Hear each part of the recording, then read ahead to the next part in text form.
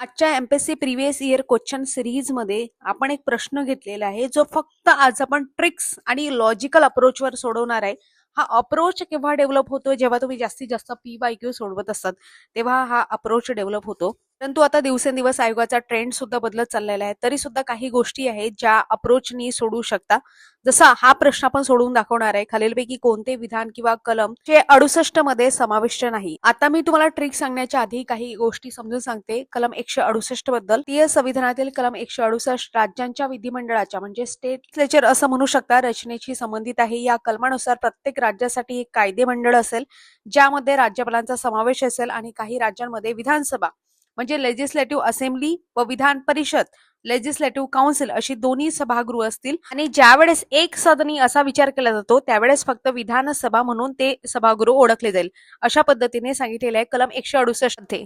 आता यानुसार जर आपण बघितलं तर पहिले 3 स्टेटमेंट बरोबर येतात आणि चौथं स्टेटमेंट आपण बघतो ते 170 मध्ये सांगितलेलं कलम 170 मध्ये की प्रत्येक राज्याच्या विधानसभेत राज्यातील प्रादेशिक मतदारसंघामधून थेट निवडणुकीद्वारे निवडलेले 500 पेक्षा जास्त आणि 60 पेक्षा कमी नसलेले सदस्य असतील. स्टेटमेंट बरोबर आहे, परंतु 168 मध्ये नाही तर कलम 170 मध्ये सांगितलेलं आहे, म्हणून हे महत्वाचं स्टेटमेंट आहे, हे सुद्धा तुम्हाला माहिती पाहिजे. और आयोग सुद्धा यावर प्रश्न विचारू शकते, म्हणून ऑप्शन क्रमांक डी आहे ते चुकीचं आहे. मी आता लॉजिकल अप्रोचवर तुम्हाला हा प्रश्न कसा सोडवावा की आता तुमच्याकडे कंबाईन एक्झाम आहे आणि त्यामध्ये खूपच कमी वेळ राहिलेला आहे, काही सेकंदातच उत्तर द्यायचं आहे. अशा वेळेस मिनिमम रिजेक्शन रूल लागत असतो. मिनिमम रिजेक्शन रूल काय आहे की ज्यामध्ये तुम्हाला जे ऑप्शन दिलेले आहेत त्या ऑप्शन मध्ये आपण बघतो कमीत कमी जे आहे चुकीचं आणि जास्तीत जास्त बरोबर पकडायचं असते. आता कमीत कमी चुकीचं पकडल्यानंतर 1 आणि 2 ऑप्शनच आपल्याकडे राहतात आणि ही एक रूल आहे की पहिले जे स्टेटमेंट असतात ते बरोबर घेऊन चालायचे असतात आणि शेवटचं उडवायचं असते.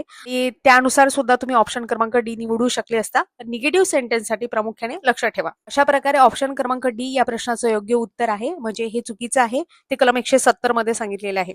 किती सदस्य संख्या 60 आणि कमाल किती 500. कुठे? विधानसभेत थेट निवडणुकीद्वारा निवडलेले सदस्य. लक्षात ठेवा, विचारू शकतो समोर आयोग. तुमच्यासाठी महत्वाचा प्रश्न, तुम्हाला विधानसभेची रचना आणि विधान परिषदेची रचना याबद्दल भारतीय संविधानामध्ये कोणते कलम सांगितलेले आहे ते तुम्हाला कमेंट बॉक्समध्ये सांगायचं आहे.